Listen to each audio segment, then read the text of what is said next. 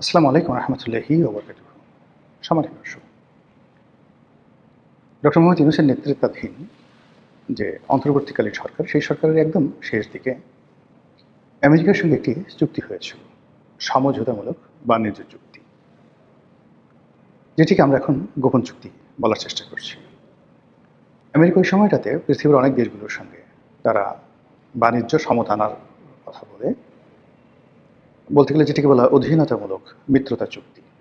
Lord ডালহৌসির যে অধীনতামূলক মিত্রতা চুক্তি ছিল, ঠিক ওই প্রকৃতির মিত্রতা চুক্তি অনেকের সঙ্গে করেছে, যে চুক্তিগুলো অসম, অন্যায় এবং অন্য একটি দেশকে শোষণ করে নিজের যে ব্রুটাল, নিষ্ঠুর ক্রয় ক্ষমতা রয়েছে, তার যে বাণিজ্যিক পাওয়ার রয়েছে, তারপর তার যে মিলিটারি শক্তি রয়েছে, এইগুলোকে ব্যবহার করে যার সাথে যেভাবে দরকার ওইভাবে বার্গেনিং করে আমেরিকা ফার্স্ট, মানে আমেরিকার লাভ হবে, এইভাবে ডোনাল্ড ট্রাম্প সরকার অনেকগুলো রাষ্ট্রের সঙ্গে একেবারে যাকে বলা হয় তাদের কণ্ঠনালী চেপে ধরে তারা চুক্তি করেছে। অনেকগুলো দেশ এই চুক্তি করেনি, যেমন ভারত করেনি, কিন্তু বাংলাদেশ করেছে, করার জন্য তারা বাধ্য হয়েছে। তারা যে কাজটি করেছে, তাদের দেশে যে সকল এক্সপোর্ট রয়েছে, চীনও করেনি, চীনও তাদের সঙ্গে কোনো চুক্তি করেনি। তো যেটা হলো যে বিভিন্ন দেশ থেকে আমেরিকাতে যে সকল পণ্য রপ্তানি করা হয়, তো সেই সকল পণ্যের উপর ভিত্তি করে অনেকগুলো দেশের জিডিপি নির্ভর করে, সেই পণ্যগুলোর উপর ভিত্তি করে অনেকগুলো দেশের ইকোনমি, অর্থনীতি, সেটি স্থির থাকে বা অস্থির হয়, কর্মসংস্থান থেকে শুরু করে আরও অনেক কিছু। আমেরিকার সঙ্গে আমাদের যে ব্যবসা রয়েছে, মূলত আমাদের রপ্তানি বাণিজ্যের যে বিরাট অংশ গার্মেন্টস পণ্য, এই গার্মেন্টস পণ্যর একটা বিরাট অংশ আমরা আমেরিকাতে রপ্তানি করি। এখানে হঠাৎ করে তারা শুল্ক বাড়িয়ে দিল। এমনিতেই কিন্তু অনেক আগে থেকে তারা শুল্ক দিয়ে যাচ্ছে। আমরা যে এক্সপোর্ট করি সেখানে অলমোস্ট 20% সেখানে আমরা তাদেরকে শুল্ক দিচ্ছি, এবং ডোনাল্ড ট্রাম্প সেটাকে প্রায় 37% করে দিল। আসলে বাংলাদেশের যে পণ্য, যে মান, এখানে যদি আমেরিকা 37% করে দিত, বা ধরুন আরও বেশি 50% শুল্ক বসাতো, এতে করে কিন্তু আমাদের আসলে কোনো ক্ষতি হতো না, বরং আমাদের লাভ হতো, আমাদের শিল্প কলকারখানা আরও ডেভেলপ হতো। সরকার প্রাথমিকভাবে তাদেরকে একটু যাকে বলা হয় এই গার্মেন্টস মালিকদের যে চাপ, এবং আমেরিকার যে সকল সফট পাওয়ার আছে তাদের চাপ তাদেরকে মোকাবেলা করতে হতো, কিন্তু ওটা সরকার করেনি।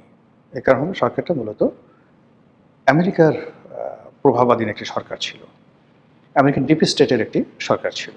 তো এরকম একটা নাটক, মানে শুল্ক বাড়িয়ে দেওয়া হবে, তারপর দেশের মধ্যে ভয় আতঙ্ক তৈরি করা হবে, এবং সেই ভয় আতঙ্ককে কাজে লাগিয়ে আমেরিকার সঙ্গে একটি গোপন অধীনতামূলক মিত্রতার চুক্তি করতে হবে।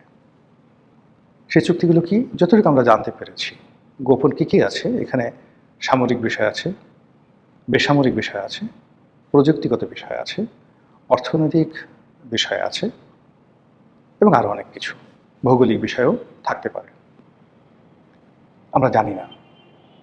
কিন্তু যেহেতু এটাকে গোপন চুক্তি বলা হচ্ছে, ফলে এখানে বার্মা অ্যাক্ট, রোহিঙ্গাদের সমস্যা, সেন্ট মার্টিনে যে মার্কিন ঘাঁটি স্থাপন, এখানে মার্কিন সামরিক বাহিনীর গোয়েন্দা ইউনিটের কর্মকাণ্ড, সামরিক বাহিনীর সাথে বাংলাদেশের যে একটা দহরম মহরম সম্পর্ক, কিংবা আমরা যে এখন অস্ত্র এবং গোলাবারুদ কিনছি চীন থেকে এবং ভারত থেকে, মূলত এগুলো আমাদের লাগে হলো আমরা যে প্রতি বছর সামরিক বাহিনীর বা পুলিশ বাহিনীর যে অস্ত্রগুলো ব্যবহার করতে হয়, গোলাবারুদগুলো ব্যবহার করতে হয়, এগুলো খুব কস্টলি কোনো কিছু দরকার হয় না।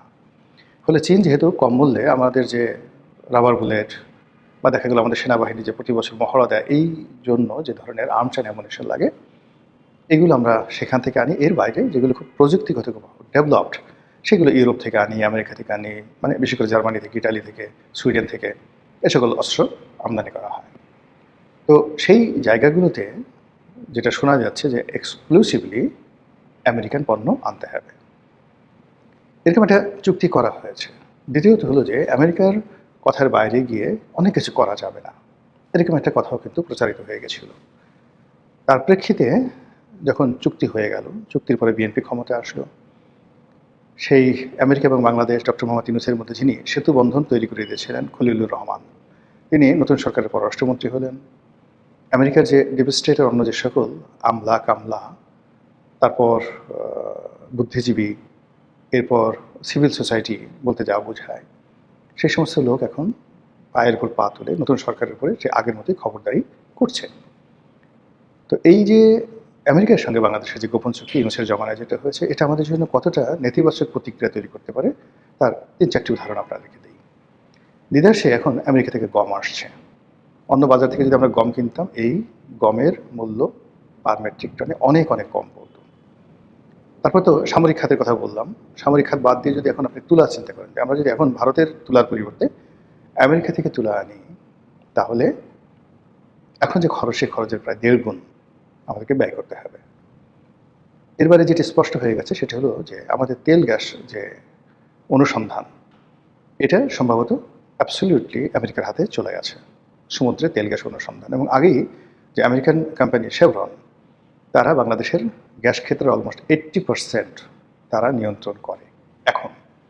তো এই শেভরন থেকে শুরু করে অন্যান্য যে সকল আমেরিকান কোম্পানি, তার মধ্যে একজন মোবিলের নাম আমরা শুনেছিলাম শেখ হাসিনার জামানাতে, যারা গভীর সমুদ্রে বঙ্গোপসাগরের উপকূলে এই তেল গ্যাস অনুসন্ধান করবে এবং সেটা শেখ হাসিনা তাদেরকে দিতে রাজি হয়েছিল ক্ষমতায় থাকার জন্য, এরকম কথাবার্তা শোনা গিয়েছিল। এখন সেই একজন মোবিল, তাদের সঙ্গে ইউনূস সরকার কী চুক্তি করেছে এবং তারা এখন কী কাজ করছে আমরা এখন পর্যন্ত জানি না। নতুন সরকার ক্ষমতা আসার পরে যখন এই যে ফুয়েল ক্রাইসিস হলো, এই ফুয়েল ক্রাইসিসের সময়টিতে আমরা খুব সহজে অনায়াসে রাশিয়া থেকে তেল কিনতে পারতাম। এমনকি ইরানের তেল আমরা এই মুহূর্তে আরও পানির দামে কিনতে পারতাম।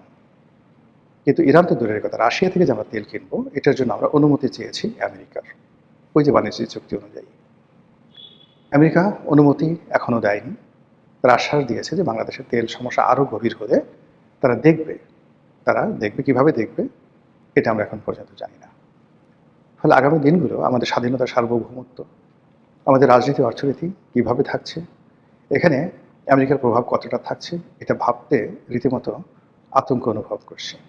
আতঙ্ক অনুভব করছে এই কারণে যে বাংলাদেশের সঙ্গে আমেরিকার যে সম্পর্ক, ঠিক একই রকম সম্পর্ক কিন্তু তাদের আছে পাকিস্তানের সঙ্গে। পাকিস্তানের সঙ্গে কৌশলগত সম্পর্ক করে তারা এই রাষ্ট্রটিকে সম্পূর্ণরূপে ব্যর্থ করে দিয়েছে। আপনারা জানেন যে 1955 বা 1960 সাল পর্যন্ত পুরো এশিয়ার মধ্যে পার ক্যাপিটা ইনকাম এবং জিডিপি, এই দুটো ক্ষেত্রে পাকিস্তানের সমকক্ষ কোনো রাষ্ট্র ছিল না। এমনকি আপনি যদি বলেন চীন, তারপর কোরিয়া, মানে উত্তর কোরিয়া না, দক্ষিণ কোরিয়া, সিঙ্গাপুর, মালয়েশিয়া, তারপর জাপান, এর কোনো দেশই পাকিস্তানের ধারের কাছে ছিল না আপ টু 1960। কিন্তু এরপর যখন আমেরিকার সেই যে সাম্রাজ্যবাদী দাঁত এবং নখ